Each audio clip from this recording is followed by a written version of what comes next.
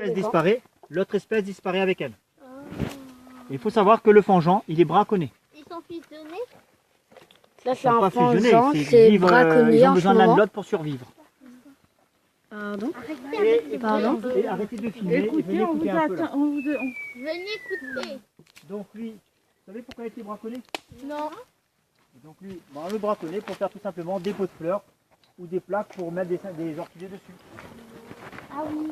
Souvent dans les jardins créoles, on voit des pots de fleurs en fangeant. Donc, en faisant disparaître ce fangeant, qu'est-ce qu'on fait disparaître aussi?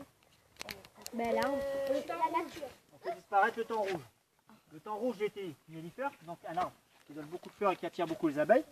Donc on aura beaucoup moins d'abeilles. Et donc tout ça, eh bien, ça joue sur le déséquilibre de la forêt. Donc chaque espèce a son importance, petite ou grande, dans la forêt. Là par exemple, regardez. Monsieur, non. Là, il y a un Regardez. ver. Vous voyez tous là? Il y a un ver de terre. À quoi ça sert un ver de terre? À donne manger poisson. Oui, on peut l'utiliser pour... Mais non. Non, ça sert à... J'ai crié, mais j'ai... Ça ne mord pas, ça pique sert pas. à manger les racines. Pas les racines. Les les plants. Non, Pas les plantes. les feuilles. Voilà. Les tiges. Voilà. Donc, tout ce qui tombe au sol, donc les feuilles, les branches et tout. Et ça chatouille. Et écoutez, donc tout ce qui tombe au sol n'est pas perdu.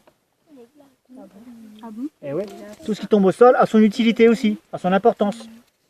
Donc toutes ces feuilles, au départ, elles sont vertes. Ouais. Elles vont sécher. Et après quand on regarde le sol et on voit des petites feuilles qui sont déchirées comme ça.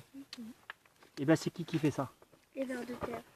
Il n'y a pas que les vers de terre. Ce sont tous les insectes qu'on va retrouver dans le sol. Il y aura les vers de terre, les fourmis, les escargots, ça peut être des petites chenilles, plusieurs espèces de petits scarabées.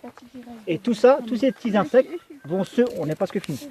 Tous ces insectes-là vont se nourrir de cette matière-là et après recréer de la matière organique. Rafik, c'est pas intéressant? Donc une matière riche pour aider toutes les graines qui vont tomber à pouvoir germer, à rendre la terre fertile.